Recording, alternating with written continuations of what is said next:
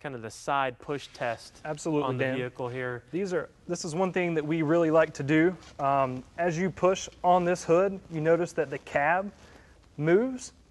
That really shows the structural integrity of the hood and the hood mounting system on this truck. Yeah, and when we look at the other OEM vehicles, you'll see that some of them, that hood will just kind of be waving and flopping around in there, and that's one thing you don't want a hood to do.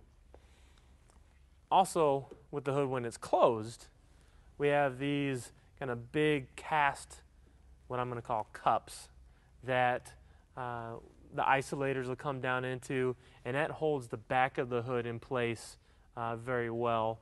And also these big brackets here, also just another kind of, so this rear hood mounting bracket, it's another precaution that we take to ensure that the hood remains stable throughout all of the services that this vehicle may go into.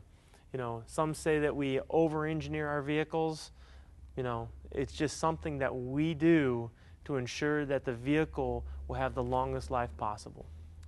Again, while we have this open, this vehicle here, it has a Cummins ISC in it at 330 horsepower.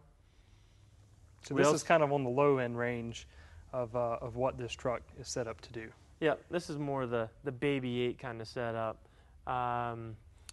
There's also the 8.9 liter ISL, which will go up to 380 horsepower, and then the DD13, which will go up to 470, 1650 torque.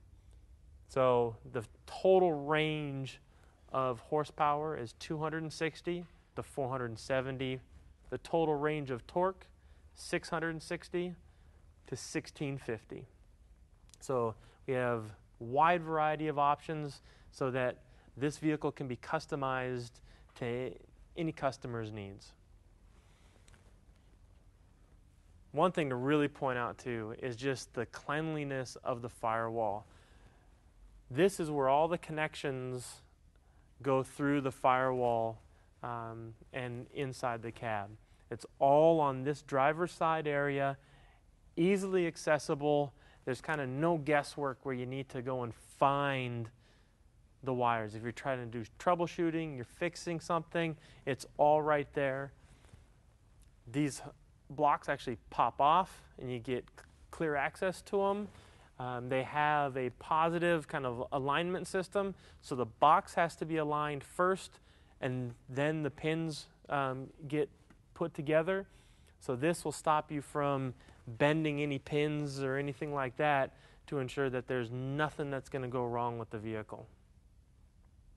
And we'll show you how the hood closes now and how those spring struts kind of dampen that fall there. See?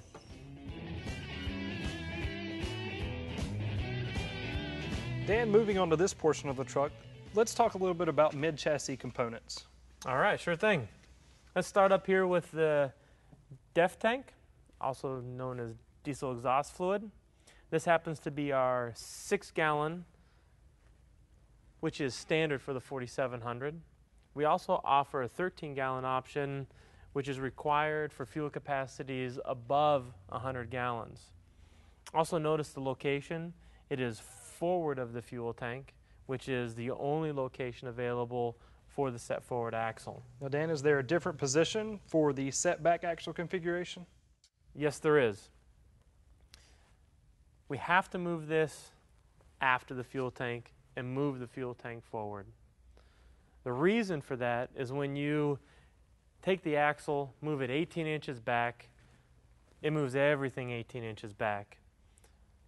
And if you notice here, there's no steps that go over this DEF tank. So there wouldn't be very good step coverage in this area for entry and egress. So for safety's sake, we move the fuel tank forward, get the correct step area for entry and exit out of the vehicle. So let's move on to the fuel tanks. Fuel tanks, we have 60, 80, and 100-gallon options. The one on this particular unit is 100 gallons. Also notice the fuel tank bands here. These are actually 4-inch bands that hold this fuel tank up. We choose to use 4-inch bands just for the kind of severe duty applications that this vehicle will go into, and want to ensure that the fuel tank is absolutely secure on the vehicle.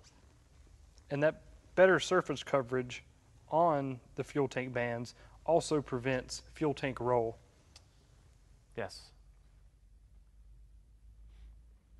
So behind the fuel tank on this particular vehicle, you see that the batteries are put out on the left-hand side of the frame rail. This is not the standard location for the 4700. It is standard in the cab under the passenger seat. However, there will be times where this is the option that you'd want to spec.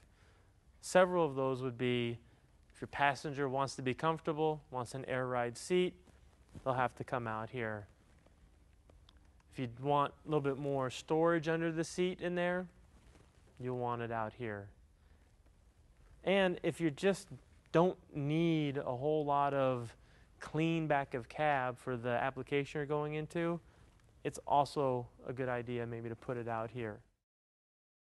This actually takes up 17 inches of rail space. In this particular configuration with 100 gallons of fuel, which protrudes 10 inches back of cab, you'll have your gap here and then the 17 inches.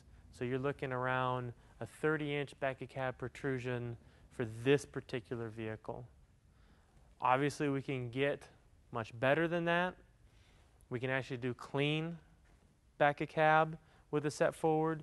Like I said, move these in the cab, go down to an 80-gallon fuel tank, and it's completely clean.